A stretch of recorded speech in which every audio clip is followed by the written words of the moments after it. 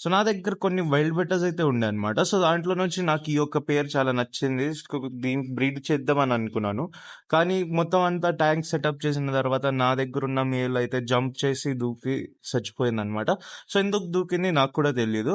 So, చేయడానికి ఏం లేకుండా ఇంకా కొత్త మేల్ అయితే తీసుకున్నాను. సో, ఈ మేల్ వచ్చేసరికి గ్రే షేడ్‌లో ఉన్న మాషాయ్ అనమాట. ఇంకా దీనికి ఫీమేల్ వచ్చేసరికి బ్లూ కలర్‌ది మాషాయ్ అనమాట. సో, దానికి బ్రీడింగ్ చేద్దామని ఫిక్స్ అయ్యాను. సో, దీనికోసం ట్యాంక్ సెటప్ చేశాను. సో, దాంట్లో 1 ఫీట్ లెంత్, 6 ఇంచెస్ హైట్, ఇంకా 6 ఇంచెస్ విడ్త్‌ది ఒక ట్యాంక్ తీసుకొని దాంట్లో మధ్యలో ఒక పార్టిషన్ ఏసుకున్నాననమాట. సో, ఆ సైడ్‌లో ఫీమేల్ ఉంటది. ఈ సైడ్‌లో మేల్ ఉంటదనమాట.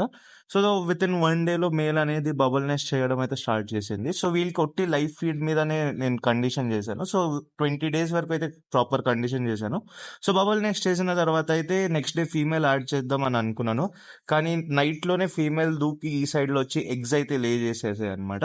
సో, ఎగ్స్ లే చేసిన తర్వాత అయితే నేను బబుల్ నెస్ట్ చూసాను. సో, బబుల్ నెస్ట్‌లో చిన్న చిన్న వైట్ స్పాట్స్ ఇట్లా ఎగ్స్ అయితే కనిపించాయి కాబట్టి ఫీమేల్ తీసి వేరే ట్యాంక్‌లో అయితే ఏసేసాను. దాని తర్వాత 3 డేస్ తర్వాత అయితే పిల్లలు అనేది హ్యాచ్ అవ్వడం స్టార్ట్ అయిపోయింది. సో, చిన్న చిన్న ఫ్రైస్ అనేది బబుల్ నెస్ట్ నుంచి బయటకొస్తున్నాయి. సో, ఇది మన ఫ్రీ స్విమ్మింగ్ చేసేటప్పుడు వరకు దీంట్లో మేల్ అయితే పెట్టుకోవచ్చు. సో, ఫ్రీ స్విమ్మింగ్ చేసేసరికి నేను మేల్ కూడా తీసేసి ఒక వేరే ఎక్వేరియంలో పెట్టేసాను. సో, ఫ్యూచర్‌లో దీని మీద మీకు అప్డేట్స్ ఇస్తూ ఉంటాను.